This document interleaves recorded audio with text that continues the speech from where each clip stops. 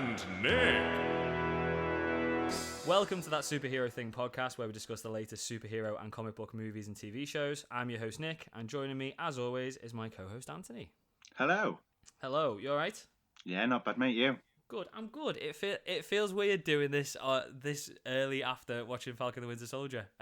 Normally, because obviously we normally record it on a Saturday, and we've got like 24 hours to mull over the episode. But because it's a holiday, we've just watched it and we're going straight into it. So it's all sort of fresh in our minds. And so because we've been doing kind of podcasts and meetings all week and stuff, it feels like we've only just done one. It does, doesn't it? Yeah. Yeah. God, your segues are getting good. Mine are rubbish. Thanks, man. Thanks. So we do. He's good, better than me. It's because it's so early in the morning. I'm knackered. So this week we've been really lucky to go on a couple of other on another podcast and on a YouTube video. So we went on 2 YouTube videos discussing the MCU movies and ranking them. So that was with Nate, so Geeky Nate on Twitter, and a guy called Dante. So we will put links to their YouTube channels in the description. And then we also had a chat on Monday with Ethan from 15 Minutes of Marvel. That was fun as well, talking about our favourite MCU characters, and we even talked a little bit about the Snyder Cut as well, which is weird because it was a Marvel podcast, but we dragged him into it. So thank you guys for having us on. It was really good, but like Anthony said, it doesn't feel like it's been that long since we did a podcast. So yeah, this week, as always, we'll fly through the news and then we'll go through the latest episode of Falcon and the Winter Soldier. Obviously, there will be spoilers for the episode, and what I'll do as well is I'll put in the description for this week's episode what time we start talking about Falcon and Winter Soldier, so that you can skip past the news if you're not interested in the news, basically. This week, that we were just saying that there's not been a great deal of news this week, which is weird because every week we sit here and say, "Oh, it's been a busy week. It's been a busy week this week, hasn't it?" But there's not been a great deal, but we'll fly through it anyway. So we'll start with DC news this week. So a little bit of hashtag Restore the Snyderverse news. Not something I agree with this week. Apparently, Snyderverse supporters have been review bombing Godzilla vs. Kong reviews. So what they've been doing is they've been going on like IMDb and Rotten Tomatoes and giving the film like 1 out of 10. And basically in the description saying this is for Warner Brothers not restoring the Snyderverse. Don't do that. That's just people work so bloody hard on a film, and they've not necessarily got anything to do with DC. Exactly. So yeah, Warner Brothers, if you're annoyed with them, write them a bloody letter. Send them a strongly worded email. Work. I know. Yeah. It's ridiculous. Oh, that drives me mad, that. And do you know what? The genuine reviews for Godzilla vs. Kong look quite good, to be fair. I've not got around to watching it yet. I watched the first 20 minutes yesterday. But life happened, so I will finish it. I will finish it. But it seemed good for the first part. But don't give it bad reviews. Don't. Be better than that. We're all better than that. So leave it alone. Write them a letter, like Anthony said. More DC news. There was a bit of sort of big news, to be fair, about Black Adam. So I saw this on Twitter. It looked really good. Basically, The Rock took over Times Square. So obviously in Times Square, there's just screens everywhere. He took over like every single screen for like a little. Oh really? Yeah, it looked really good. Yeah, and like all the speakers on Times Square were just The Rock.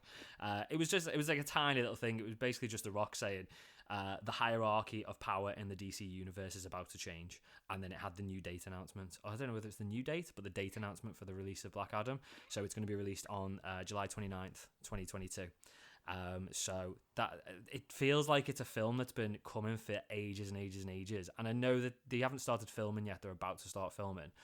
And I think like a week or two ago, we talked about the fact that it was getting ready to start filming. It had started production anyway.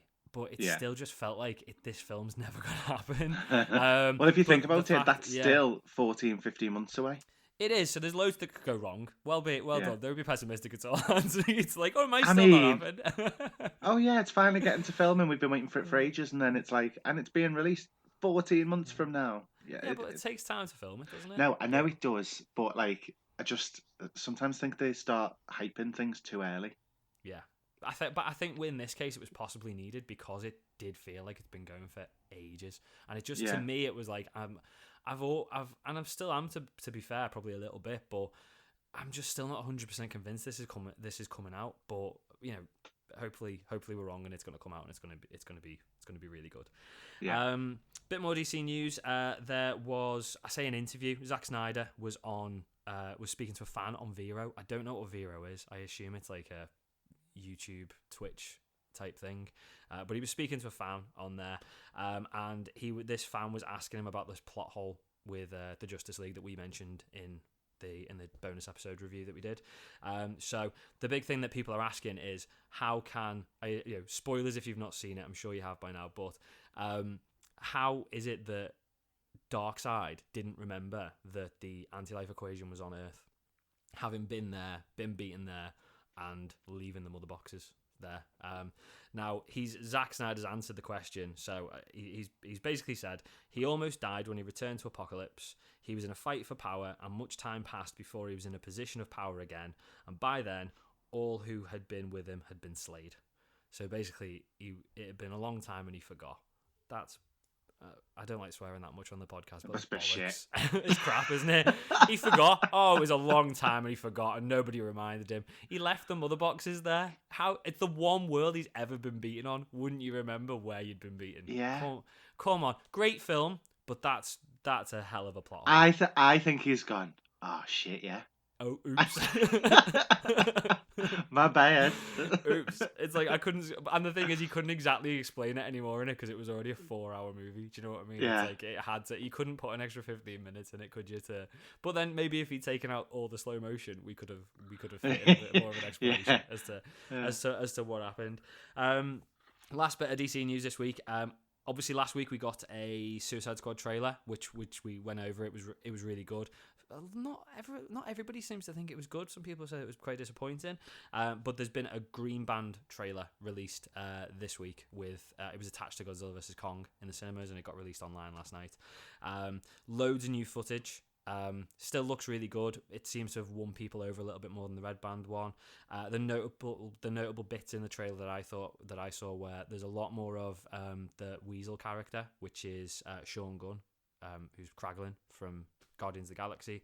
See quite a lot more of him, and there's quite a bit more Nathan Fillion, because I remember last week you didn't even know he was in it, and he was in the trailer for like a split second in the Red Band trailer. Yeah, but there's loads more of him in this. He's playing a character called TDK, and I had to Google what TDK was. It's the detachable kid, and he basically can detach his limbs, and there's like a little video shot at such a random power. Do you know what's really funny? What? The last time I saw Nathan Fillion in anything, he was just a head. That exactly. I was going to say, yeah, that's me as well. Yeah, in Santa Clarita Diet. Yeah, yeah. He's so good though. He is brilliant. To be fair, he's good. I think we watched it. We haven't finished Modern Family yet, so we're watching Modern Family, and he pops up in that now and again. Yeah. He's good. He's good in that as well. Marvel news then. So a little bit of Marvel news. Comicbookmovie.com did an interview with Daisy Ridley this week, and there's been a lot of talk and rumours about Daisy Ridley either being approached for or being up for the role of Spider-Woman in a future MCU film or Sony film potentially. She's said that there's nothing concrete. She's not been approached by Marvel or anything like that, but she'd be open to anything if Marvel reached out. Of course she would. That's not a slight against Daisy Ridley. We've said this every week. Who wouldn't? Who doesn't want to be in a Marvel movie? I mean, if someone approached me and said, "Do you want to be Spider-Woman?" I'd be like, "Yeah, to get in I'd there." Be up for it. I would be up for it. I'd do it. Anything to get in a Marvel movie. We've had a little bit of wouldn't say news, but little snippets have dropped about Falcon and the Winter Soldier, because obviously they're doing promotion. There's been quite a lot of interviews about it. Probably the biggest bit of news that I've taken away from this week is that there is supposedly going to be a big surprise cameo in episode 5. There's nothing confirmed who it's going to be. After this week's episode, which obviously we'll go through, I've got no idea who it could be, but apparently it's a big. Your jaw will hit the floor. But Paul Bettany did this last time, and then it turned out to be himself. I know. I'm not. I think somebody said, and I can't remember if it was the director, said that whoever it is a big character, and they could see him going up against. They could see them going up against Thor at some point in the MCU. So I don't know. Maybe it's an evil Thor, just like white Vision. But I don't know. But it's somebody big. But we'll see. We'll see. If we get to the end of episode 5 and there's no cameo, there will be fuming. Maybe it's Mephisto. There will be blood. Maybe it's Mephisto. Maybe it's finally Mephisto and we're getting Mephisto. Maybe. Couple of other bits from Falcon and Winter Soldier. Wyatt Russell's been doing a few interviews this week. He's getting a lot of hate. But Wyatt Russell's getting a lot of hate. I've read somewhere, and I don't know this for certain, but apparently people have been sending Wyatt Russell death threats, and he's had to leave social media. Again, don't do that either. He's not really Captain America. He's not really John Walker. He's just an actor, and he's doing a very good job. If you hate John Walker that much, then you should be sending him like thanks and congratulations for doing. Do you know what job. though? Back in the day in EastEnders, Trevor used to get them. For any of our US listeners, you won't know who it is. You won't know who he is. But he was a wife beater essentially. He was, and the actor got hate and death threats. Yeah, really bad. So, but it's just shocking that people. I don't believe for a second that these people don't understand that he's not a real. It's not that they're not the same person. I think it's just people with nothing better to do, who are just understand that they can do this. They can do this on Twitter without any repercussions. Sat in the bedroom. Do you know what I mean? And it doesn't really matter to them. But again, don't do that. But he hasn't really helped himself, to be fair, because he's been stirring up a little bit. To be fair, this week he's put forward. He said in an interview with Good Morning America, he said that he'd actually auditioned for the first for the original. I remember Cap. That people didn't like that, which they're not going to. And the thing that really wound people up is that he told Jimmy Kimmel that when he came on to Falcon and the Winter Soldier, apparently he didn't really know much about Marvel, so he doesn't know who a lot of these characters are, which hasn't done him any favors. But also he requested Steve's old suit. He said when he starts being Captain America, he thinks he should be in Steve Rogers' old suit, and basically Disney said no and gave him a new suit. I think this is. I mean, it might all be right, but I think it's he's doing a really good job here of making people not dislike him. I mean, obviously people do, but dislike the character. People disliking the character, and I think that just shows how good he is, obviously in the show, but also doing like the media outside of it. But yeah. So we don't spoilers. We don't see much of him. I mean, there's a few big moments with him, I suppose, in this week's episode, but there's no great deal of John Walker in there. No. But it hits hard what the bits he does. But we'll talk about that in a minute. Last couple of bits of Marvel news. Deadline's reported that we've got another cast member signed on for a secret cameo on Thor: Love and Thunder, and it's going to be Russell Crowe. It does confirm that it is a cameo. It's not confirmed who he's going to play yet. So it's not going to be like a massive role. It's just going to be a cameo. You weren't particularly impressed, were you? As long as he's only in it for no more than 2 minutes, I'll be happy. I just don't. I don't know. I've never seen a dead good Russell Crowe film. I know everyone talks about Gladiator. But Gladiator's brilliant. The only time I ever watched Gladiator, I was 11 or 12. So it was when it first came out. Yeah. But I was 11 or 12. I fell asleep because it was this biopic film. There was too much. So I've never gone back to it because I've always associated it with the first time I watched it, and it was boring as hell. Do you know what? Kid. It's good. No, I probably do need to go back and watch it, but then obviously the next time I've seen Russell Crowe in anything was Les Mis, which I've not seen, but you're not impressed. Ask any Les Mis fan. Yeah. No one was impressed. I assume he's going to be with it being a cameo and it's Taika Waititi. I can only assume it's going to be funny.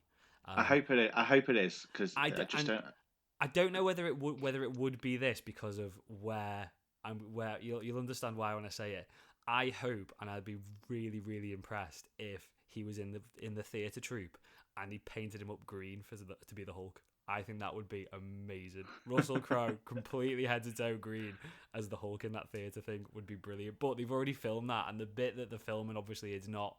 I don't get the impression it's Hulk would be in that part, because I think the bit that we've seen for the theatre that they're recording is when Hela breaks Mjolnir, isn't it? I think that would be really clever if they could put him in there in some form. Last bit of Marvel news, or kind of Marvel. Venom So we talked a couple of weeks ago about the fact that it had been pushed back to September. It's been pushed back another week, so it's been put back to the 24th of September. So not massive news, but it's been shuffled back again. I think they put Mortal Kombat back again a week as well, because that's coming soon. That's 23rd of April now. Last couple of bits of news then, non-Marvel or DC related. I don't know how I feel about this. We're getting another new live-action Transformers movie. Hollywood Reporter's reporting that, because that's what they do, they're the Hollywood Reporter, and they report on stuff, like clues in the name. No, never. Paramount have made a blind script commitment to Marco Ramirez and Angel Manuel Soto to basically put the film together. So Marco Ramirez was showrunner on The Defenders for Netflix, and Angel Manuel Soto is the guy who's been brought on to do the Blue Beetle movie for DC. Apparently it's going to be separate from the existing series of films. Now, I suppose that doesn't need to mean that it's not going to be like Optimus Prime and stuff. It could just be set separately from that, because they went on too long, didn't they? And I don't think Bumblebee was set in the same timeline as them, was it? I'm not sure, That's my understanding anyway. And hasn't somebody been cast in it, did you say? Oh yeah, Anthony Ramos. Who is he off? So he was, he was a couple of characters, but he was Philip in Hamilton, that came out on Disney Plus recently. I say recently, it's been there for a while now. Yeah. He's really good. He's been in all sorts. I think, if I remember rightly, he was Lady Gaga's best mate at the beginning of A Star Is Born as well. In the club at the beginning. And he's also been kind of a semi-regular on the newer series of Will and Grace as well. So he's been around. I have no idea who he is, but that's fine. I'll watch. They're probably the three campest things I could have said, couldn't they? Know, possibly, a musical, Lady Gaga, and Will and Grace. Possibly, yeah. I do want to watch Hamilton though, so I'll watch it. But I don't know. It's really good. I think with Transformers, I don't know. Michael Bay did not a great job of it, and I think if it's a whole fresh start, or even following on from. Do you know, I never watched the Transformers as a kid. So, like, all the cartoon series and stuff like that, I never really watched it. So, going into it blind, I didn't mind the Michael Bay films. I thought it got a bit OTT as it went on. Yeah, but I liked the first three, I'd say. I liked the first one. And then I think from there, because I did watch it when I was a kid, and like the animated Transformers movie is brilliant. It's still good this day if you go back and watch it. It's still a really good film, but he just changed loads. And I know that people sit there and say Michael Bay ruined my childhood because he changed Transformers and he wrecked Teenage Mutant Ninja Turtles and stuff. But it was like he was just changing things for the sake of changing things and putting his stamp on it. But hopefully it wasn't a Transformers movie. It was like the Ninja Turtles movie. It's like it wasn't about the Transformers or the Turtles. It was about the human characters, and it centered around the human characters. And I don't think nowadays you need to do that. I think CG is good enough and voice acting is good enough, and you can emote through CG. I mean, look at Spider-Man with the eyes opening and closing in the MCU. Yeah, you can emote through you can allow them to have emotions. So I don't think there's any need. So hopefully, going forward with this next one, it'll be a bit more Transformers centric rather than just them being in the background of a Shia LaBeouf movie or Mark Wahlberg movie. A bit of Star Wars news. We'll fly through this one because there's quite a bit to it. They have announced the Obi-Wan Kenobi cast. So again, some of them we already know. So, but it's officially put out a big picture and it shows everybody. So we've got Ewan McGregor, obviously. Hayden Christensen's back, which we knew. Lady called Moses Ingram, who has been in the Queen's Gambit. We don't know who a lot of these characters are going to be, or who a lot of these actors are going to be playing. But Moses Ingram's put on her Instagram that she gets to play with lightsabers. So potentially a Jedi, you'd assume. Joel Edgerton and Bonnie Piesse, I think you pronounce her name. They're back as Uncle Owen and Aunt Beru, who they were in episode 2 and 3. Kumail Nanjiani, who's obviously in the Eternals. Indira Varma, who was in Game of Thrones. We knew about her. A guy called Rupert Friend, who was in Hitman. O'Shea Jackson Jr., who is Ice Cube's son. He was in what was it called? What was the biopic? He's really good. He's a really good actor. I can't remember the name of the film now. Someone's gonna tell me on Twitter, and I'm gonna feel like an absolute idiot. Sung Kang from Fast and Furious plays Han in that, and then a couple of other people, Simone Kessel and Benny Safdie. I don't know. I've never seen anything with those guys in, but apparently it's set 10 years after Episode 3. But it's a I don't know all of them, but it's a pretty strong cast. So I'd be interested to see where it goes. We also got a little bit of news on Thundercats. We've got a Thundercats movie. Finally, it's been years and people have been asking for. I've been asking for it. Was Thundercats before your time? Did you watch Thundercats? Just before my time. Thundercats is brilliant. Thundercats was late 80s, wasn't it? I was born in 90. Oh yeah, because you're younger than me. You make me feel really old now. Sorry, but mate. we're getting a Thundercats movie. It's from Adam Wingard, who directed Godzilla vs Kong, and it's going to be a CGI animated movie. So I don't think it's going to be really. I don't get the impression it'll be really kiddie. I think it's just you can do. I think there was an interview with him, and he was saying it's like if it's live action and it's people playing the Thundercats, it's just going to be people in makeup and they're going to look stupid. So we need to go down the CGI route. And then the last bit of news, which I forgot to put this in every week. And I'll put it in this week because we've had a casting announcement. We are getting a Powerpuff Girls TV series, not a cartoon. It's going to be on It's going to be on CW. It's going to be all edgy and teen angsty, I would imagine. But this week it was announced that Donald Faison, who is obviously Turk from Scrubs, is going to be playing Professor Utonium, who is obviously the girl's dad. That makes me feel proper old that Turk from Scrubs is playing the dad. Doesn't it? Yeah. I mean, it's like he was like, oh, I don't know. It just made me feel really old. I just don't know how they got because do obviously Powerpuff Girls. My little sister used to watch it all the time. I used to watch it. Well, I watched it because my sister was watching it. Oh, it wasn't. Yeah. I was because I was into Dexter's Lab and stuff like that. I think when it first came out, you had all the cartoons. I think that's when we watched it with like Dexter and Johnny Bravo and stuff like that. Yeah. So but my sister was absolutely obsessed, and if it's got like teen angst and it's a little bit older and stuff like that, I just don't know how they're gonna essentially keep a straight face calling them Blossom, Bubbles, and Buttercup. Well, I get the impression that that they're going to be like early 20s now, because like who's playing them? So we've got Chloe Bennett playing Blossom, who is obviously Daisy from Agents of S.H.I.E.L.D. Dove Cameron is playing Bubbles, and then there's a newcomer, Yana Peralt, who's playing Buttercup. But I think they're all going to be in like their early 20s, and it's like showing like how they've been affected as kids by being superheroes. Does that mean Mojo Jojo's going to come back? Well, somebody, and I can't remember the guy's name. Literally, I just saw it on the news before we started recording. Somebody's has been cast as Mojo Jojo's son. So they're casting for Mojo Jojo. They've got to put Mojo Jojo. I am Mojo Jojo. They need to put Mojo Jojo.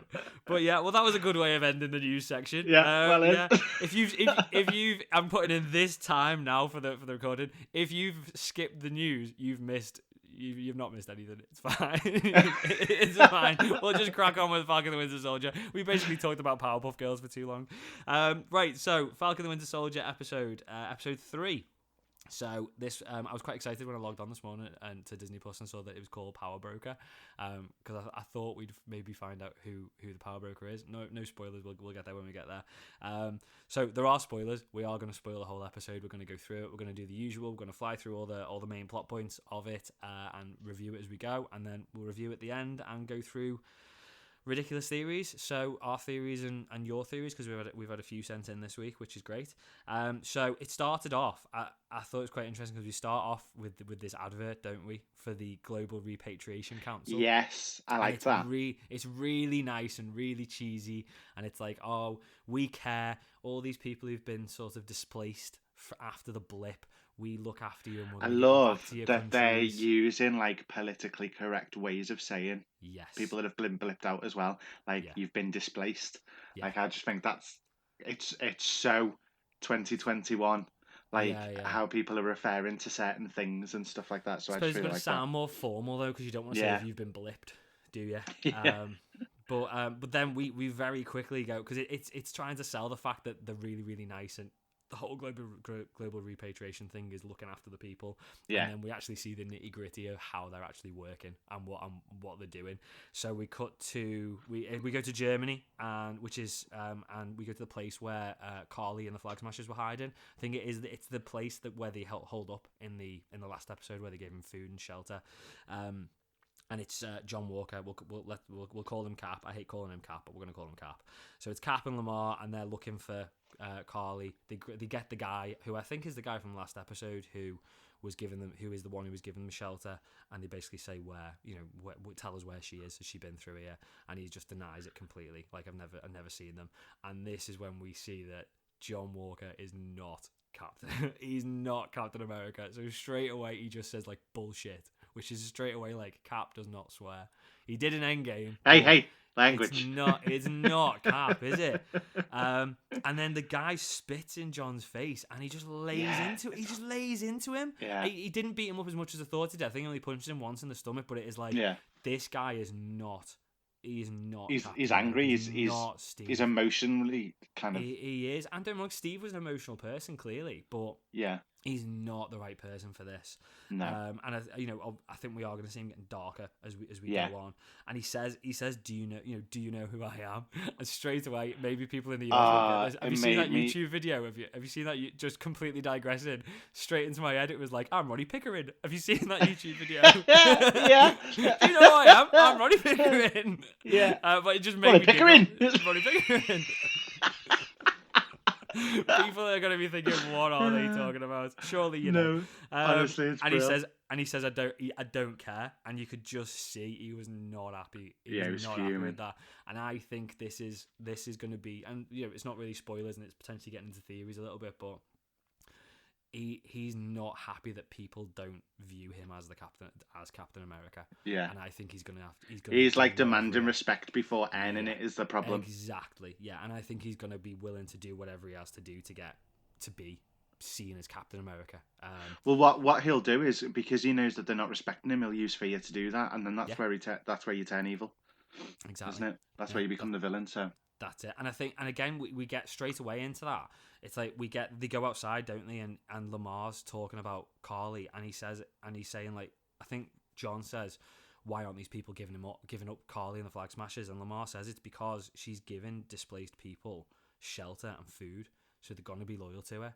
And it's like, well, she's doing, is she bad? I think I wrote down, is she actually bad at this point? And we get more on that later on. But it's like she's supposed to be the. It's like it's fading though, the black and white lines between good and evil. Isn't it? Because you're seeing the good guy who's starting to kind of go down a bad path, but then you're also seeing the reasoning behind the fight that the ones that are seen as the villains. Yeah. I think it shows that they're so similar because at the end of the day, they're both doing bad things to do what they think is right. And it's not like Thanos, like he's trying to wipe out half of the universe. It's like it's not that bad. The boat you could completely be on the side of either of these people. They're just not doing it in the right way, basically. Yeah. So, and then I think at the end there, John says, we can't find them. No one's willing to give Carly up, so we're gonna have to bet on people with a better hand, which clearly means Bucky and Sam. So we cut to Berlin, which is where Bucky and Sam are, and they're at the German. They're at the German. Clearly, Berlin's in Germany. They're at the prison in Berlin where Zemo is. You can tell I rushed through this because one viewing of the episode. So they go to the prison, and Bucky says that he wants to go in and see Zemo alone because Sam's an Avenger and he hates Avengers, which he does. And he did exactly what we said he would. He did. I know. I said this not even a week. Hello or nothing. It was straight into it. I was still so surprised as soon as he started rattling off the words. I was like, "Oh shit, where are we going with this?" And I don't know what happened, but clearly it doesn't work. It doesn't work on him anymore, does it? The words. Well, I don't know. Do you think it maybe did a little bit? Well, I don't think it kind of turned him off and switched him on as Winter Soldier. But maybe it's brought him back. Well, no, I think that, I mean, the whole next section that you're going to talk about is the fact that he convinces him to kind of cause this breakout. And I think although he's not like switched off and switched back on, I think there's something in there that's like a persuasive thing. Maybe. And I think that although got a bit of power over him.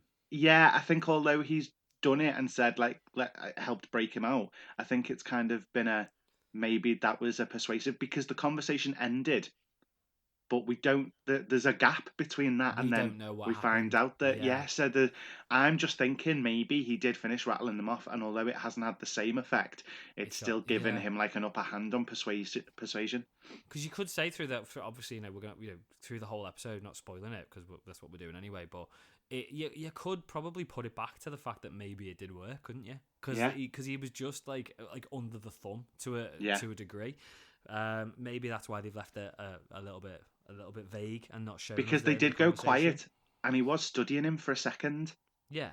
Well, no, because wasn't it to see whether it was starting to have an effect? Yeah, and but we didn't see the end of the conversation. But no, exactly, that's what I mean. No, but we went off that. We didn't finish. He didn't finish the words in one sequence because he says, when he says like I was just seeing, I think there might still be a little bit something in there, and it doesn't work on you anymore. They changed the conversation because Zemo says sorry. Zemo, which I thought I was like, whoa, because he apologizes. He says, "I'm sorry for everything I did to you. It wasn't personal. It was just what I had to do to get to basically get rid of the Avengers." So it does go off that, doesn't the conversation? But there's nothing to say it didn't come back. Yeah. And Bucky says to Zemo, he said he goes there to ask for his help, doesn't he? And then we cut back to Bucky and Sam in this garage with all the cars, and Bucky's saying he wants to break Zemo out. Sam's not having any of it. Sam's like, I don't trust him, don't think we should be doing that. And then we quite quickly realise that the plan's already been set in motion. So he's given him I thought he given him in the book, I think it was Sam's book. Oh no, Sam's book. Bucky's book, where he's been writing down all the names, was in the book that Zemo was reading. I thought it was like a security card, but he has the book. I thought it was a security card. But then I don't know whether it was because he seemed to have Bucky's book later on with all the names in, didn't he? So I wondered whether, and it was inside a book that he was reading. So I wondered whether that was it, and he'd like written down the plan in that, because how would he get the security card? I suppose. And he starts a big fight in the prison, and Zemo gets away. And then that's when Zemo shows up in the garage, and Sam is not happy, which you can understand why. But I just again, something I didn't see coming. I'm so sorry. Sorry. Something I didn't see coming was we've now got a team up between Zemo and Bucky and Sam, and the most awkward team up you've ever seen in your life. Did not see that coming at all, but it works. For the rest of the episode, we'll get to it as we go, but it works so well. And I know Zemo is a villain, but he's another one where you kind of get where he was coming from. Probably more towards the Thanos side, but he's good. He's not good, but he's got. He's not pure evil, is he? At the end of the day, he's just a bit. No. He's just a bit mental. He's more. It's more of he's an own gain kind of guy. Yeah. So he'll do what he needs. Feels. Yeah, exactly. Yeah. So then we cut back. I think that we get the title card that late on in the episode. It's like 10-15 minutes in, and we're back to him in the garage, basically putting the plan together. So Zemo's saying that he's not gonna, he's invested in this, trying to sort this, because he doesn't want a load of super soldiers. Because at the end of the day, having a load of super soldiers is just like having the Avengers, people with superpowers. So he doesn't want that. So he will help them to get it stopped. And he gets, I think we see him get his balaclava out, the purple balaclava out one of the cars, and that's when he says that we need to start from the bottom and work our way up to the power broker, and the person at the bottom is this person called Selby. And then we find out that Zemo is absolutely loaded and he's royalty, because he's got like a private jet and his own Alfred. Do you know? It's like, and it's like, where's that car? I suppose there was a clue with the garage full of cars, but we basically find out that he's loaded, and his family before Sokovia was destroyed were royalty. I don't know. It's good. I get it, but it seemed very far from what he previously was. You'd think if he was royalty, like how would wouldn't his family have been like first out of Sokovia?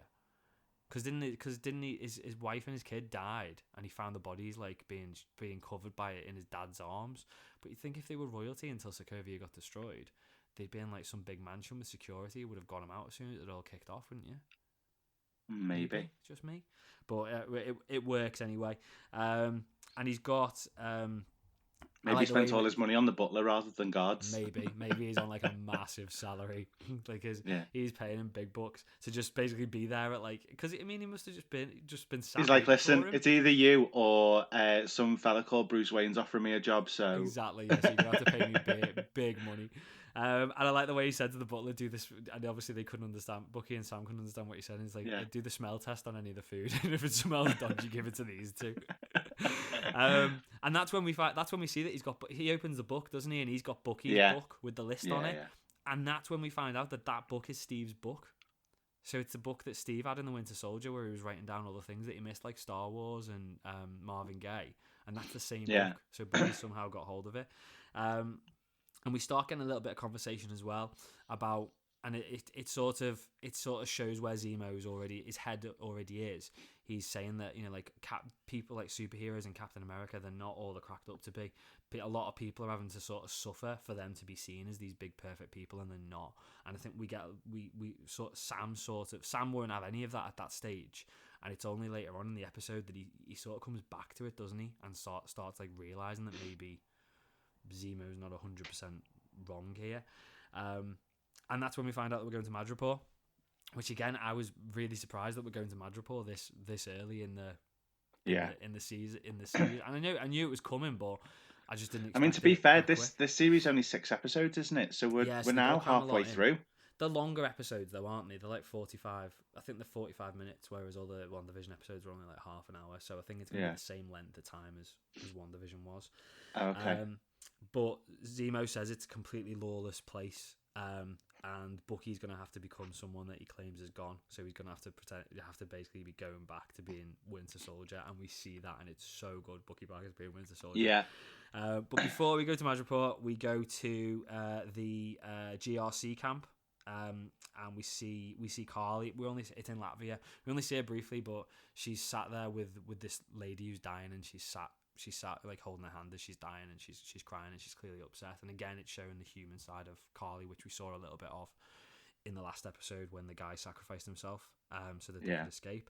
And then we go to Madripoor, which is not what I expected at all. I thought it was going to be like some little, not being horrible, some little grotty island where which was relatively poor. It's not. It's like this massive place with skyscrapers, and it just looks like Las Vegas on an island, doesn't it? But, so it's not what I expected at all. And they obviously have to pretend to not be who they currently are. So Zemo's being Zemo, Bucky's being Winter Soldier in like the old Winter Soldier gear. He's got the silver arm rather than the black and gold arm. I assume that they've spray painted his arm silver to make him look like the Winter Soldier. I don't know, but I didn't know. Wrap tinfoil around it just to make it look silver. Just loads of tinfoil wrapped around his arm, like rustling every time he moves. And then they have to make Sam out to be this pimp called the Smiling Tiger, and he's not happy, but he looks exactly like him, which is good. It was funny. It was funny. Yeah, he wasn't happy at all. And Zemo says you've got to stay in character, because if we come out of character and people don't realise. Or people realize that we're not evil. We're not basically baddies, because it's like Villain Island, isn't it? Yeah. So if people realize that we're not villains, they'll kill us. And they get it's very, you can see that he's right to be concerned, because they get escorted, don't they, in a car as soon as they get to the island. Yeah. They get picked up by this car, and there's bikes around them with like Uzis, proper classic like 90s gangsters. And they lead them in. They take them to this bar, and I don't know. Do we go through this now? So there's we'll do it now, a little bit. So we get to see. So we go to this bar, and we see straight away, and we get it confirmed later on that the power broker is clearly the guy who's in charge here, because there's a big sign outside the bar saying the power broker is watching you. And then when we go in, we see Sharon at the bar for a start, and I don't know if we're supposed to know it's Sharon, but clearly it was Sharon, because she pulls the hood up and walks away. And Sam has to drink that drink. Sam and Zemo have to drink that drink, which has got like snake guts in it, and he's not. Again, he's not happy. Sam is just a butt of the joke for the entire time in Madripoor. But yeah, he's not happy at all. And that's when she tried to drink it. It's so funny. It's brilliant, isn't it? And Zemo just knocks him back, just like straight away. And Bucky's clearly sitting there thinking, "I'm so glad I'm pretending to be the Winter Soldier, because I don't get offered drinks. I'm just like the hired help." And then that's when Zemo confirms that the power broker basically runs Madripoor. So he controls everything there. And then we get full on Winter Soldier, don't we? So some guy kicks off on Zemo, and he just basically says, "Winter Soldier, attack!" And he just goes for it, doesn't he? Just like as if he was the Winter Soldier. And even Sam seems to like look at him like, "What? Are you potentially going a little bit far here?" I suppose that's what makes you possibly does make you think, has Zemo got has he sort of woken something up by going through? I did not enjoy that fight though. It was good, wasn't it? I mean, it was only quick, but it was good. It was good. It was like, but see, I know I like Bucky, the fact that he's not evil, let's call it, anymore. Yeah. But he was such a good. He was. And I know he was never like a. Do you know what villain. though? The difference is like when he's fighting as a goodie, he pulls back loads. Yeah. And that annoys me a little bit because 9 times out of 10 he's fighting things that are a lot stronger. Even when you go back to on top of the truck in the last episode. I know, he could have. He surely could have done. I mean, they were super soldiers, but I reckon he could have done more if he wasn't trying to. Yeah. It's these 3 rules, isn't it? It's these 3 rules that he's got. I suppose it's kind of. You could compare it to when he's been the Winter Soldier, because it's like when he's Winter Soldier, it's like he's not in control at all, but he's just pure evil. And now he's still not in control because he's got, even though he's not like being mind controlled, he's still got these 3 rules that the Doctor's given him, which are controlling everything he does. So he's having to hold back possibly too much. So he just needs to find this fine line. But I assume by the end of the series they will do. But I think I think one of the reasons I enjoy it as well is I think we're digressing as we always do. But even though the Winter Soldier is I say just Bucky, he's a super soldier but it's just a man. He's like an enhanced man. He genuinely isn't, especially in Cap 2. He's probably one of the scariest villains in the MCU. Yeah. Do you know what I mean? And there's monsters, there's like Abomination, there's Thanos, there's all these aliens. I think what made him scary was he didn't speak. I know, it's just pure. You don't know the motives, and that's part of the fear in it. He's not got a motive, and I know we say like one of the good things about the way that Marvel villains have got now is that they've got motives and you understand them. But Bucky's he was essentially just giving orders, and we normally sit there and go, they're the crap villains like Malekith, who just wants to smash things and destroy things because he likes destroying things. It works with Bucky, and that's why he's scarier, because it's just like he's just being told what to do, and that's it. But getting him back for just I know it wasn't really Winter Soldier, but just getting that little snippet of him being Winter Soldier was good. I enjoyed that.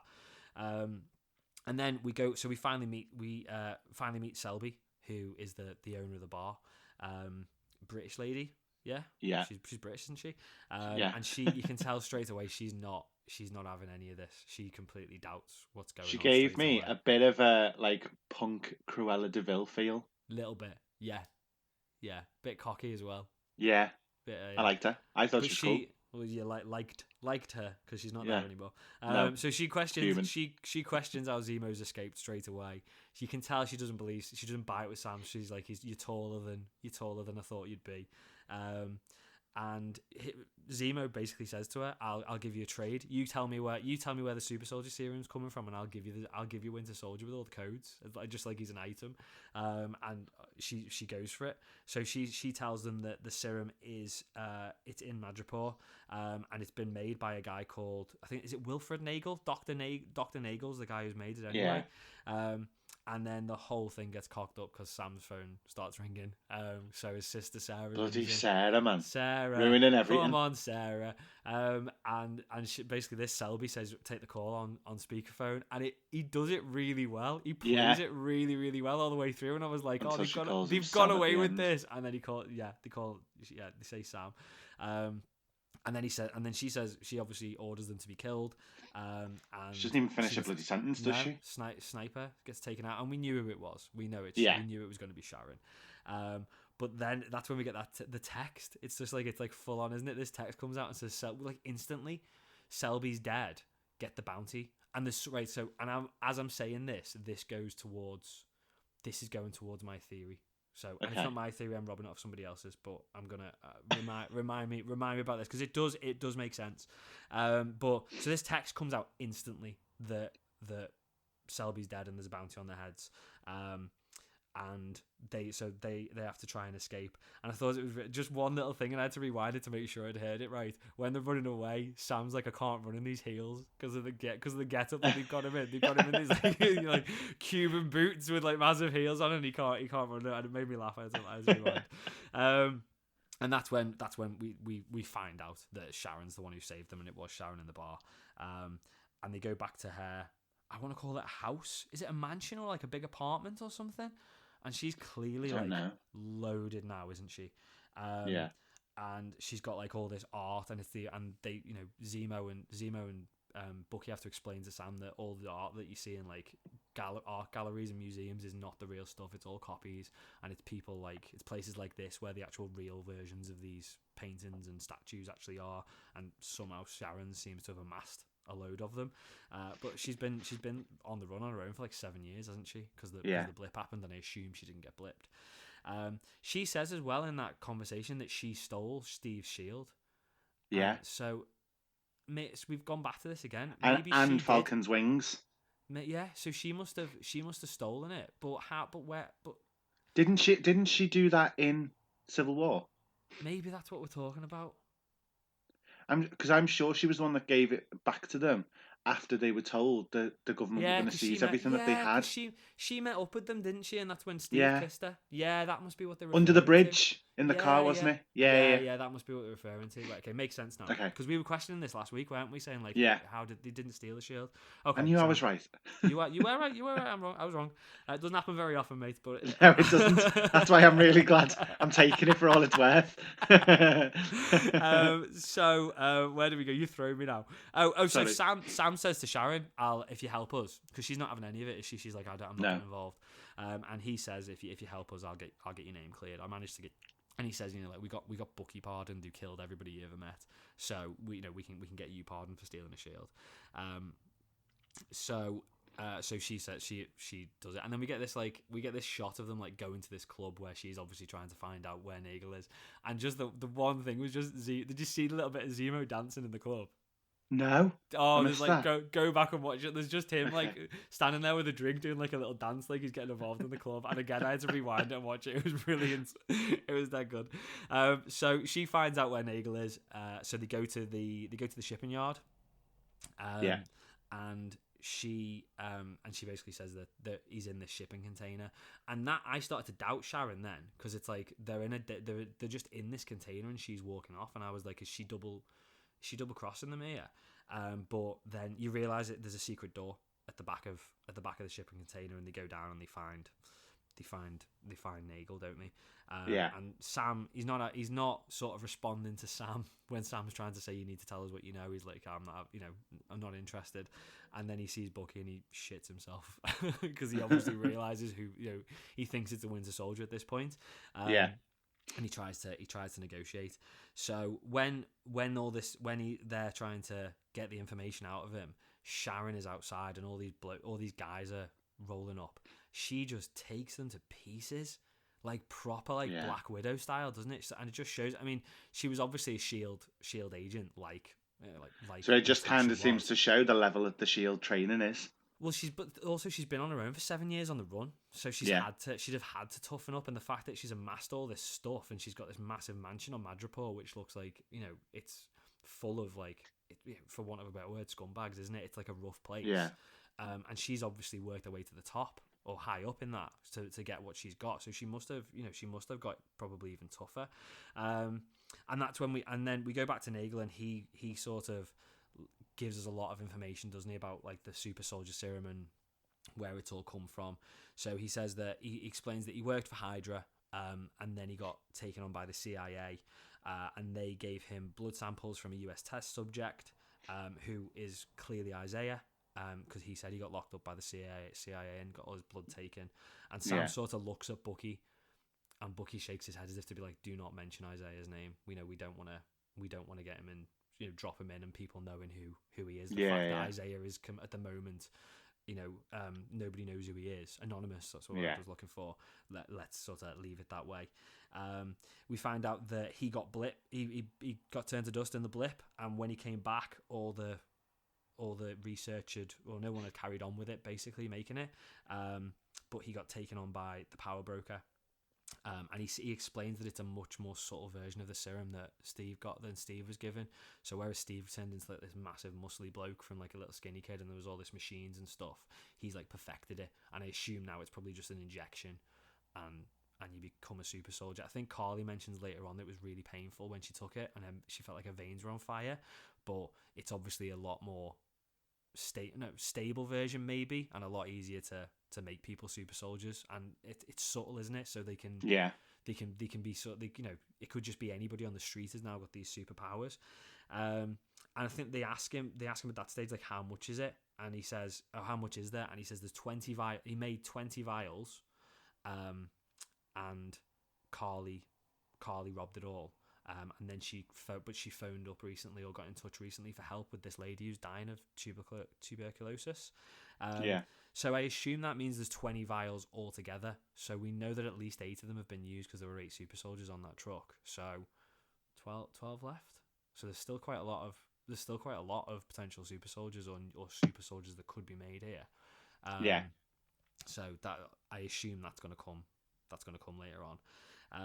They ask if there's any serum left in the lab, and he says no. And Zemo's just like instantly like, well, we don't need you anymore. Bang, just kills him straight away, doesn't he?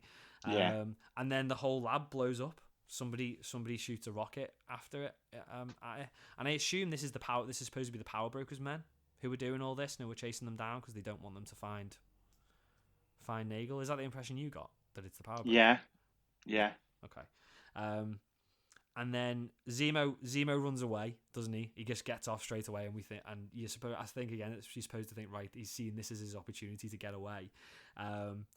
And then he saves them. The Sharon and Bucky and Sam are in this massive gunfight, and Zemo comes in and just sort of saves the day. And I again thought, well, he saved them because he's got a little bit of loyalty to them. Maybe he's going to get off again now, and he doesn't. He just goes and finds this car, because how's he got a car in this shipping container? Is it because he's been at Madripoor before, do you think? And he just remembers that he left the car in it, or maybe it wasn't his car. I don't know, because it's a long time for it to still be sat in it. I know, yeah.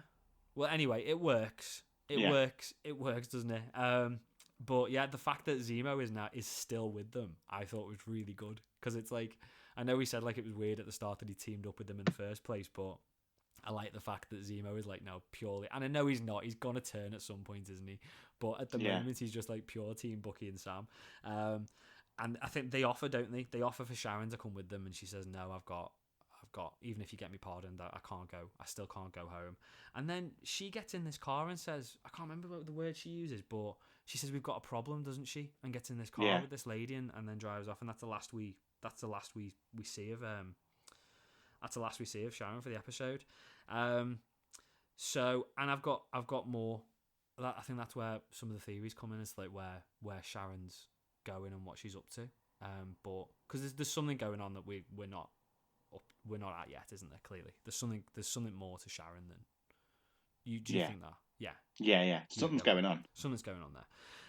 So we go back to Carly then, and this, I assume this is the big job that they mentioned in the last episode, because she said once we do this next thing, we're not going to be, it's like a big step. I think she says it's a big step, or we're not going to be able to go back home or something like that. And she's basically, and this is where she has the conversation that the serum, it burned when she, she felt like her veins were on fire when she took the serum. And something else I noted there is that she says to the guy who she's with that Nagel's dead. And it's like, how does she know Nagel's dead? Who's told her?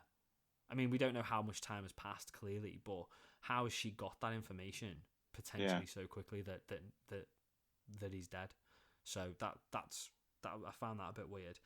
Then we go back to John Walker and Lamar, which we've not seen all episodes since the very beginning, and they're at the Berlin prison where Zemo's broke out, and they clearly understand the fact that it's Bucky and Sam who've broken this guy out of prison.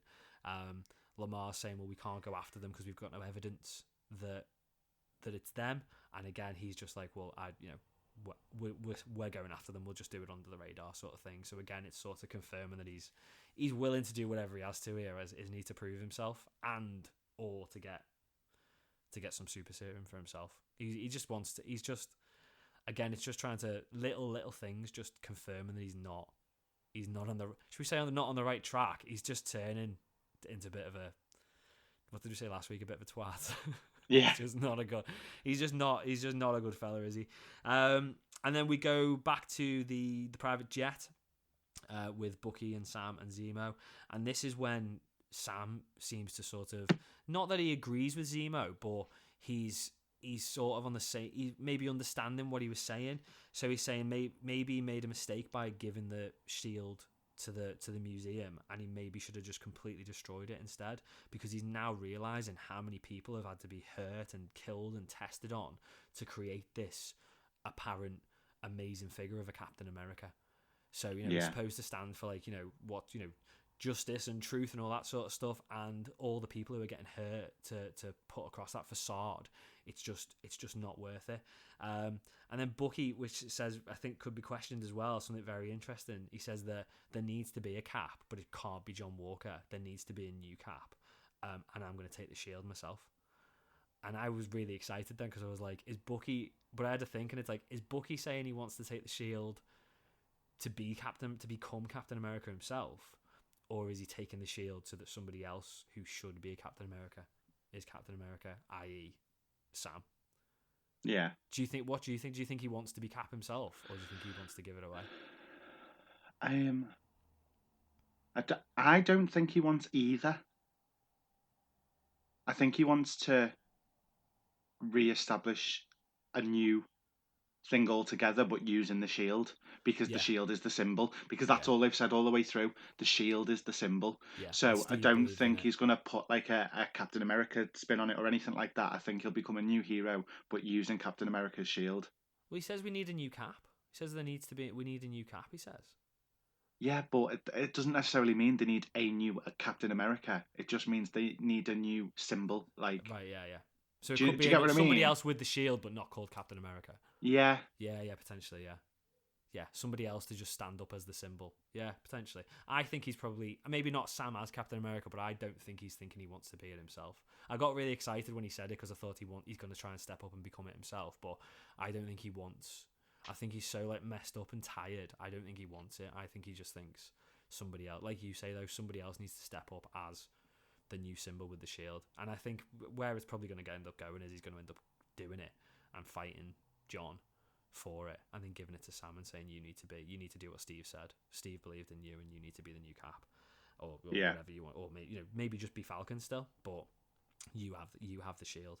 I think Sam at that point as well gets a message from Torres, because he to say that he's found this dead lady who died of TB, and because obviously they think if they can find her, they can find Carly. And then we go back briefly to the Flag Smashers, and they're robbing like a big building, like a warehouse, I assume it is, or an army facility. And she's kicking off because she's saying you've got like 6 months of supplies in here and you're not doing anything with them, and my people need them. And then she blows the place. She completely blows the place up, and even the guy with her says there's still people in there, and she's like, well, they're not. She doesn't say that they're not nice people, but she's basically saying that they're the people who've been holding these supplies. They don't care about us. We'll just do what they deserve it, sort of thing. And that's probably the first time. I say probably the first time in the season so far that we've seen her do anything not wrong, because she's obviously done loads of wrong things, but something that you could construe as being evil. Because up until now, it's like you sort of get her. Do you get what I mean? So it's a parallel with John, isn't it? It's a parallel to saying they're both willing to do wrong things, like we've already said. They're both willing to do evil things potentially to do what they think is right. And then we end the episode, so we go to Latvia, which is where the lady with TB died, because obviously Bucky and Sam and Zemo are looking for her. And Sam and Zemo go into this building, and Bucky says, I'm going to go for a walk, I'll be back in a bit. And did you get onto the bead as soon as he picked up the first bead? No. Oh, I was just like, I knew I didn't know, but I was like, I hope this is what I think it is. And pretty much what happens is he picks up a couple of these beads, doesn't he? And he walks into this alleyway, and he says like, I know you're here. And he turns around, and it's one of the Dora Milaje from Wakanda, saying, I'm here for Zemo. And then that's it, and that's obviously the big cliffhanger at the end. I was made up I was hoping it was going to be Shuri. I was convinced it was going to be Shuri or Okoye, but the fact that it's one of the Wakandans is brilliant. I don't get why they're after Zemo though. And I know he's escaped, but it's like, he killed? I suppose he killed T'Chaka, didn't he? So that's why they want him back in prison. Yeah, I assume. But yeah, it was really good little sort of twist or cliffhanger at the end. I thought that was really good. I thought it was, again, you went. What did you think of the episode then? I mean, it wasn't like, I don't by any means think it was a bad episode. Yeah. But I think that there was so much going on that my brain kind of switched off. And now I'm gonna have to sit and watch it again, basically, because we normally do two everything viewings, that was going on. We normally do two viewings, and I think I get what you're saying. It was, considering how, I mean, episode 1 was pretty slow. We said that. Yeah. Episode 2 was a bit better and a bit more actiony. This was like, there was a lot going on, and I think that's one of the sort of repercussions of having a slow first and second episode when you've only got 6 episodes of a season to get everything in. But it was like trying to cram. Like, to be fair though, even though like the second episode wasn't super actiony. That's a technical phrase, super actiony. It wasn't super full of action. It still dropped loads, didn't it? Like, there were loads of characters dropped and stuff like that. And I think this one was the same. I thought it was a solid episode. I think it needs a rewatch because it was so busy, like you say.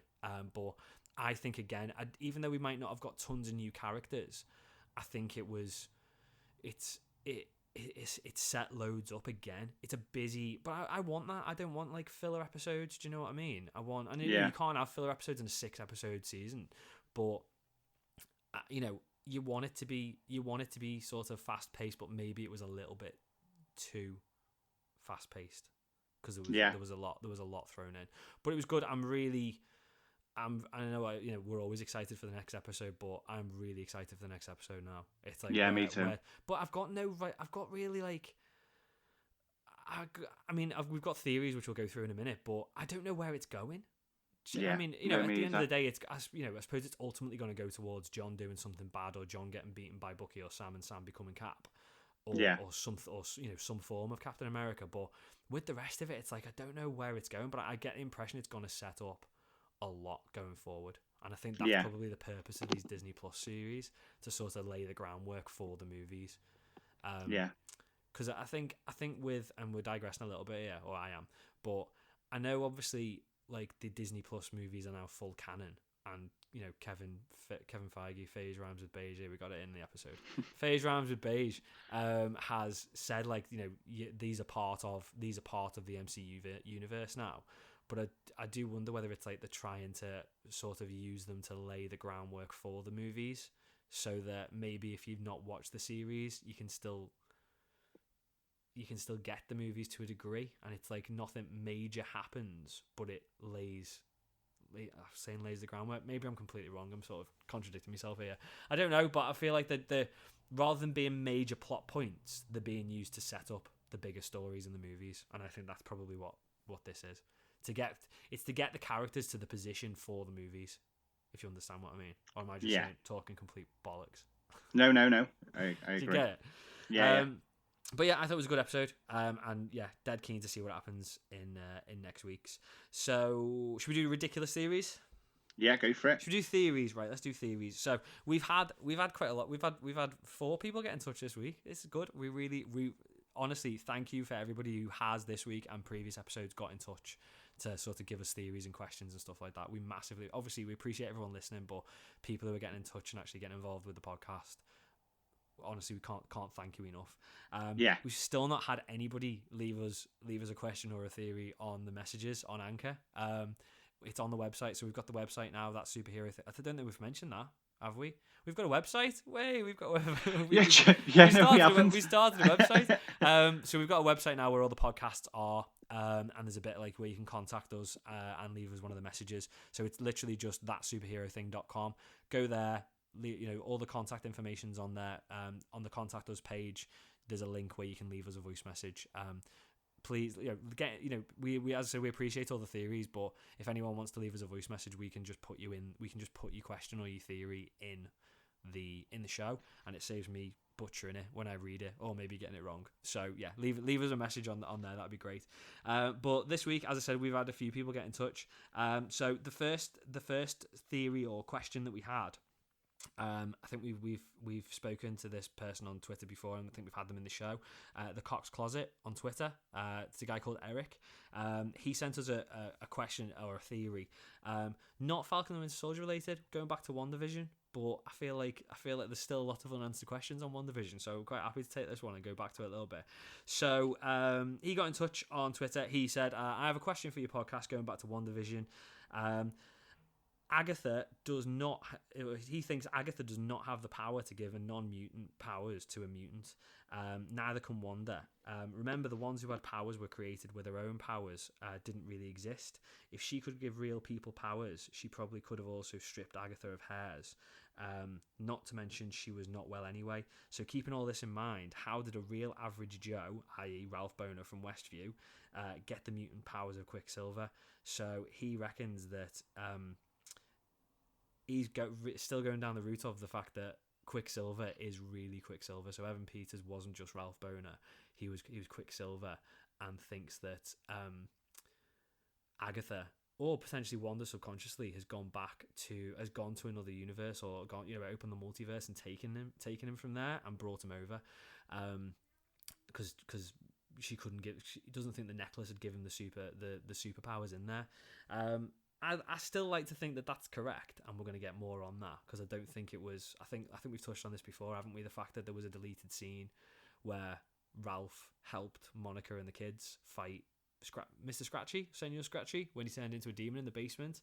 I think there's more to it. So yeah, I mean, I think I don't know if it's really a theory. It's more of a question, isn't it? But I think that there probably is more to it, and hopefully we'll find more. And I think potentially they'll get involved with it being the witness protection guy, because obviously they've said that they're going to come back to that. Yeah. What do you think, Anthony? Do you think it's just Ralph Boner and that's it, or do you think there's going to be more to it? I think if it's just Ralph Boner, we're all going to be a bit disappointed, aren't we? I think there's got to be more to it than that. Yeah. But again, it's just Marvel do twists and turns constantly, and then they do things that do seem to just be nothing, and then later on it becomes a thing. And they retcon things as well, don't they? Even if they had originally had the idea that it was just going to be Ralph Boner, there's nothing to stop them going back and changing it, or just revisiting in 5 years. Do you know what I mean? So it could be it. But yeah, thank you for that one. We've got the rest of Falcon the Winter Soldier related. So we had a quick one from Nate from the Geeky Nate show, whose YouTube video we were on this week. Last week he was saying that he thinks this was all leading towards a Young Avengers, or all the Disney Plus seasons are going to drop new Young Avengers. So obviously we've had Billy and Tommy in WandaVision. We saw Eli Bradley last week, and he thinks we might get Hulkling in Secret Invasion. But he also reckons that Falcon the Winter Soldier will introduce America Chavez, who is Miss America, who is obviously another member of the Young Avengers. It wouldn't surprise me at this point, because it seems like we've had so many characters introduced. It wouldn't surprise me if we got another one dropped in. And it's like we've just said, isn't it? It's laying the groundwork, I think, this for future movies and seasons. We had somebody else contact us, a guy called David Williams on Twitter. Was having a conversation with him the other day. We were talking about the fact that I think I was saying that John Walker's going to go after the super serum, which I've mentioned before. I think we said last week is one of my theories that he's going to go after it. He reckons he's already got it. He reckons he's already in some way, maybe not the super soldier serum, but he reckons he's already enhanced. And the reason is, he said, like, when we saw those like little snippets of him throwing the shield, bouncing off trees and flipping and all that sort of stuff, he reckons that a normal human without powers wouldn't be able to fling it that hard, wouldn't be able to catch it and stuff. And he reckons that he wouldn't have the reflexes either to do it. So he might not be a full super soldier, but he could already be enhanced in some way. Wouldn't surprise me if they tried to do something, and maybe that's another reason. It had the closest effect to what they did with Steve Rogers, but And maybe that's what's made him go a little bit crazy already, because he was portrayed as being a really nice guy. Do you know what I mean? Like, he'd never do anything wrong. He was completely by the book. And he's already started to go in a little bit dark. And maybe it is the fact, maybe they are trying to test him or trying to replicate it in some way. Maybe it's like a jealousy thing as well, like, because it's not worked he's done it, but it's not worked. Why isn't he good enough, kind of thing? So he's got to prove it in other ways. Yeah. Could be that. And again, that I think one thing I said there was like, well, he got beaten up by Carly on the truck. But maybe that is the fact that he's just not still a full super soldier yet, and that's another reason why he's so annoyed, because it's like he's tried so hard to become a super soldier and it's not worked, and maybe he's a little bit enhanced, and then this kid has just taken him out on top of the truck, and that's again why he's going down a darker path. But yeah, I like that one. So then we had Stephanie Tittle on Twitter got in touch as well. Now I'm not robbing Stephanie's theory, but I think Stephanie's right. And do you know what I'll say? Right, before Stephanie sent me this theory earlier in the week. So before this episode came out, obviously, because it's only been out for a few hours. So I'll do my theory first off the back of the episode, and then I remembered Stephanie's theory. So my theory was that Sharon, we've already talked about the fact that there's obviously something going on with Sharon, and I thought she's working for Carly. That's what I took away from the episode when I finished. I thought she's working for Carly.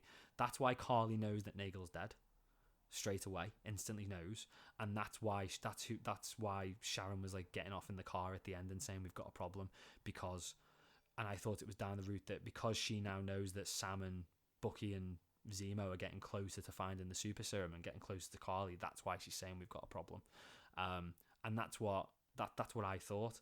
I think Stephanie's right. Stephanie, even before this episode, thought Sharon is the power broker. And that's why that'll probably be why she's so rich. And that's why she's got all this money and she's living in this massive mansion with all like the art and stuff like that. Makes sense though, doesn't it? But then why would she be holding back that she's got the super soldier serum then? Because she doesn't want anybody to have it. She doesn't want. She wants to. Yeah, but she must know that Sam. She must know that Sam's intentions are good. Yeah, but she's not good anymore. That's the thing. She's probably not good. She's probably the fact that she's been completely abandoned. She went on the run. But she's Peggy Carter's niece. Can't do that to her. But she's been on the run. It's now that we've established like what this whole thing about like stealing the shield was. She went on the run. Sam said she stole the shield and became an enemy of the state and went on the run. That was years before the blip. That was 2 years before the blip, and it's been 5 years. So she's been on her own, to technically probably just left by Sam and Cap for 7 years. So she's been out on her own. So she's probably got a little bit of a grudge, because she did sound at the start like she had a little bit of a grudge. But also that's a lot of time to amass like power and ways of doing things. And she even says like, when they go back to her house, after they've talked about all the art and stuff like that, she's another one who says, I don't think we covered it, that she's not into this whole superhero thing anymore. She doesn't buy into it anymore. All these superheroes. So she's not sort of bought into it, and she could potentially be evil. But I could see that. And do you know what? And when we were talking through the episode, there were a couple of things that like from my notes and what we were talking about that I thought were quite big and could be sort of leaning towards it. The fact that Sharon's a power broker, and probably the biggest thing was obviously the fact that she seemed to know two things. So three things. I keep adding them in my head really quickly. So firstly, the fact that, which I already had, the fact that Carly knew that Nagel was dead straight away was obviously, who that could have been Sharon, but we could have been working for it. It could have been the fact that she was working for Carly. The other two were, as soon as Selby got killed by Sharon, this text went round straight away to everybody saying Selby's been killed. Go and get the guys who killed her. Sharon could have done it. Sharon could have literally just shot Selby and sent that text out straight away to basically to give Bucky and Sam no option but to go with Sharon, because they've got no other, everybody else is after them. And then something really, really subtle which I picked up on, is when they first get to Madripoor and they get to that bar, there's a big sign, which we said, there's a big sign outside the bar that says the power broker is watching. And we go to the bar and Sharon's at the bar watching them at the bar. Okay, yeah. And it's just like the power, it's like the big, and it's the sort of thing that Marvel do. It's a massive clue. The power broker is watching, and then we just see Sharon watching them at the bar. So it all adds up. I didn't put any of that together until I went back through Twitter and saw Stephanie's theory. I was just like, this is Carly. She's working for Carly. But soon as I read Stephanie's theory, it was like, this all now sort of slots together, like potentially really, really well. So I'm robbing Stephanie's theory. Sorry, Stephanie, I'm having it. But we're giving you credit, obviously. But I think she's right. I think not Stephanie. Stephanie could be the power broker. Maybe it's Stephanie. No, Sharon's the power broker. I'm going with that as my theory. What do you think? No, I like that. Good. I like that theory. We're gonna get completely disproven. Well, don't, because I'll be really sad if she is bad. Yeah, but do you know what? I think we've said this before. They've not really made good use of the character of Sharon Carter at all in the MCU. We said this. She's been completely underutilized, and if we're not going to use her as, as a good character, let's bring her in as a villain. Let's make her a villain. I like it, and I could see it, and it makes sense. Now, whether it's Marvel trying to get us to lean towards that potentially being the case, so that they can throw like a massive curveball at us, and we find out that the power, whoever this cameo is in episode 5 is when we find out who the power broker is. Maybe that could be it. But I don't know. But I like that theory. That's a good one, and I think that's potentially right. Have you got any other theories? I don't. Not this week. I think we've had all the good theories have been covered by the listeners this week. Yeah, I like it though. I like it. It's less work for us to do. It's unless or you can go with the ridiculous theory and just say that they find out the power broker is Howard the Duck. Maybe. How good would that be? I'd love it if it was somebody. I'd love it if it was somebody like completely random though. Do you know what I mean? Like Howard Duck. I know obviously that's like ridiculous theory, but it could be like anybody, like the Collector or something. Do you know what I mean? It could be like somebody somebody who we've seen before. Yeah. Who you just wouldn't expect it. But yeah, I like the Howard the Duck theory. We need more of Seth Green back as Howard the Duck. I like that. Let's do that. Let's go with that. Can you imagine Howard the Duck just twaddling away as quick as he could with Seth Rogen's laugh? Yeah. Seth Green, not Seth Rogen. I keep doing that. That's twice I've done that in the last week. I'm sorry. You know what? I've just got a picture of them there in my head. But I prefer it as Seth Rogen. I'm just putting that out there. Them. Yeah, would be good. Yeah, I've just got like an image in my head of them going into they track down the power broker and they figure out who it is, and they burst into this boardroom, and it's just got a chair turned away, and the chair just turns around and it's Howard the Duck sitting there with a cat on his knee stroking the cat. It's like it was all me. Yeah, I like that. That'll be good as well. Yeah, but it's probably Sharon. But yeah. So I think that's us for this week. So again, do get in touch. Please get in touch with the podcast. Let us know your theories after next week's episode. And again, let us know your theories on this week's episode as well, and we can cover them. If you think we're talking complete rubbish and we've got completely wrong end of the stick, let us know. We're on Twitter at superhero thing on Twitter. We're on Facebook as well. Or if you want to get in touch, you can just go to the new website, which is thatsuperherothing.com. All the links to Instagram, Facebook are on there, along with the link to get onto the Anchor website to leave us a voice message for the podcast, and also links to all the podcasts on Google and Spotify and Apple, or wherever you want to listen to the podcast, really. But yeah, that's us. I think that's it from me for this week. Anthony? Yeah, all good for me this week. Thank you very much, guys, for listening. Brilliant. Thanks, guys. See you later. Bye-bye.